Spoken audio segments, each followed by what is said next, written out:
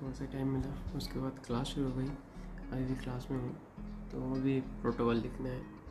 Protocol ये है, microbiology की क्लास चल रहा है, तो हेपेटाइटिस के ऊपर प्रोटोकॉल लिखना है। लिख के फिर सेंड करना है उनको, टीचर को, क्योंकि आज जो रियल टीचर है वो आई नहीं है, मतलब जो हमारी क्लास लेती है, कोई दूसरा सब्स्टिट्यूट टीचर आई है। सुबह उठ के माइक्रोबायोलॉजी क्लास के बाद मेरे को अचानक पता चला कि आज इमरजेंसी का एग्ज़ाम है, और एग्ज़ाम में जैसे भी तैसे करके मैंने सही से आंसर बता दिया, क्योंकि मेरे को वो सब आंसर आते थे। जैसे कि एज लाइक मेरे को पूछा गया था कि अर्थक्वेक के बारे में पूछा गया था, पूरा अर्थक्वेक मैंने एक्सप्लेन किया। और मेरे को और एक क्वेश्चन पूछा गया था, ट्रांसलेशन कैसे, मतलब एक डिजीज़ और एक जगह फैलते हैं, कैसे कैसे फैलता है, यही सब पूछा गया था। तो मैंने सही से बता दिया, और केस व्हाट बहुत अच्छे से पास हुआ, बहुत ही अच्छे से। मार्क्स नहीं बता सकते, क्योंकि हमारे रूल है टीचर का कि ज़्यादातर मार्क्स नहीं बताते, पास और फेल बताते हैं। तो आज बताऊँगा एक मार्क्स, कल किसी और में मार्क्स ना दे, तो इसलिए मैं मार्क्स नहीं बताना चाहता। पास और फेल में डील करते हैं हमारे यूनिवर्सिटी। मैं भी खुश, आप भी खुश, बस। व्हाट ए ब्यूटीफुल फ्रेम, इसमें पूरा सनलाइट पे, छोटा सा होल है, उसमें से आ रहा है। रात आई है उसे आने दो, दर्द छाई है उसे छाने दो। वाओ यहाँ पे आप देख सकते कितना फर्क है। ये यहाँ पे, यहाँ पे लग रहा है स्टेज पे होता है ना, क्या बोलते हैं उसको, स्पॉटलाइट, वही है। ठीक है, चलो नहा लेता हूँ, नहा के फिर मिलता हूँ।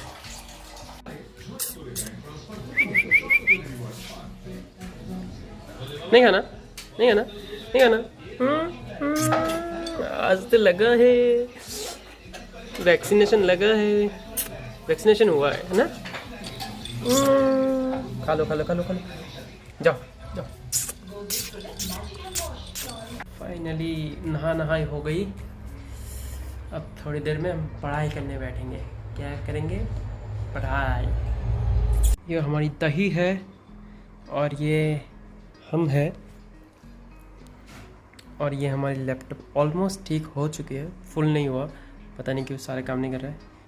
और वॉलपेपर, फोकस, व्हाट्स इम्पॉर्टेंट, इसी का थंबनेल रखता हूँ, फोकस व्हाट्स इम्पॉर्टेंट। ऐसे एम्बिएंट लाइट में अपने आप को देखने में मज़ा आ जाता है। क्या मस्त लाइट है, एक साइड से ब्लू एक साइड से रेड, एकदम अलग से फीलिंग। तो बात ये करना था कि आज बेला को लेके गए थे उसके डॉक्टर के पास। तो डॉक्टर ने बोला कि ये इसका फीवर है, मतलब बेला को फीवर हुआ था, और 101, मतलब 101 डिग्री नॉर्मल टेम्परेचर है। जब उसको वैक्सीन लगना था उस टाइम पे उसका टेम्परेचर था 104। तो ये क्यों हो रहा है?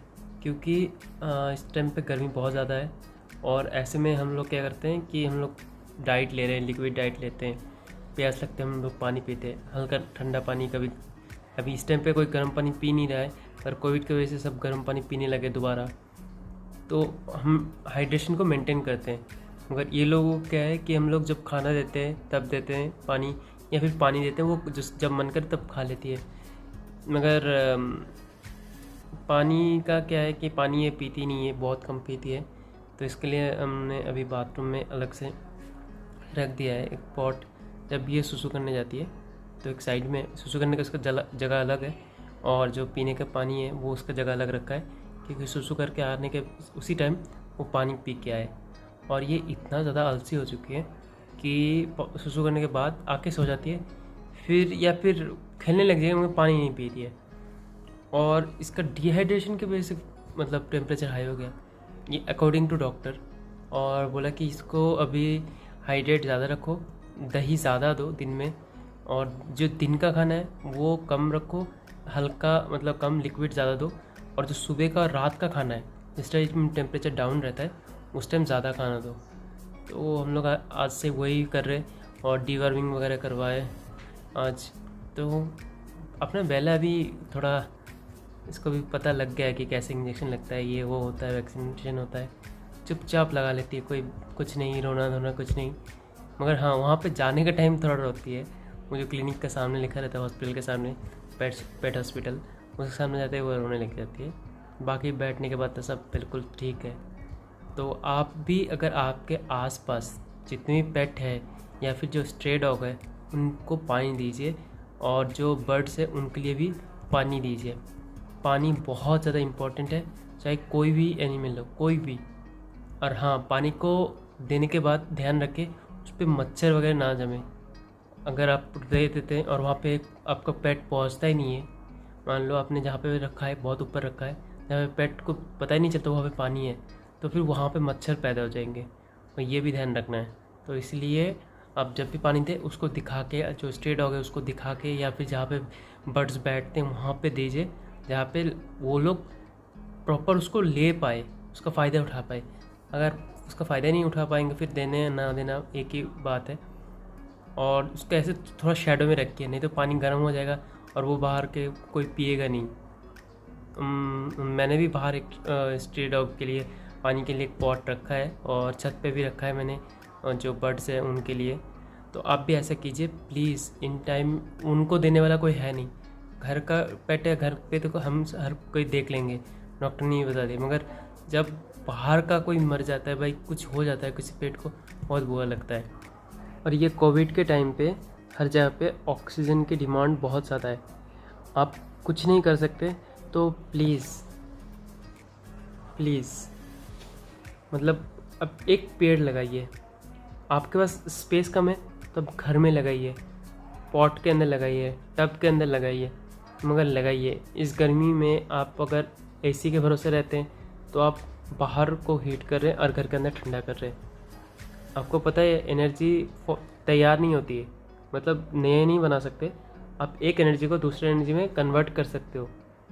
लाइक एनर्जी कोई बना नहीं सकता, एनर्जी कोई तोड़ नहीं सकता, एनर्जी को एक फॉर्म से दूसरी फॉर्म में ट्रांसफ़र कर सकते हैं।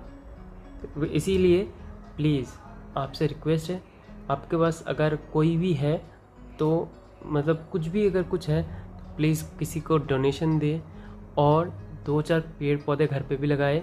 और बाहर अगर कोई काटता है आपके आसपास में, उसको मना कीजिए। ये ऑक्सीजन की किल्लत आगे से नहीं आएगी। हम लोग इतना पेड़ पौधे काट चुके हैं कि अब ऑक्सीजन अलग से लगवाना पड़ता है। अब कोविड में सांस रुक जाती है, मतलब ऑक्सीजन का प्रॉब्लम रहता है, मगर जो ओरिजिनल जो ऑक्सीजन लेवल है वो तो हम लोग घटा चुके हैं ना। अमेज़न में इतना फॉरेस्ट कट चुका है जहाँ से सबसे ज़्यादा ऑक्सीजन मिलता है, वो वहाँ पे सबसे ज़्यादा पेड़ काटे जा रहे हैं।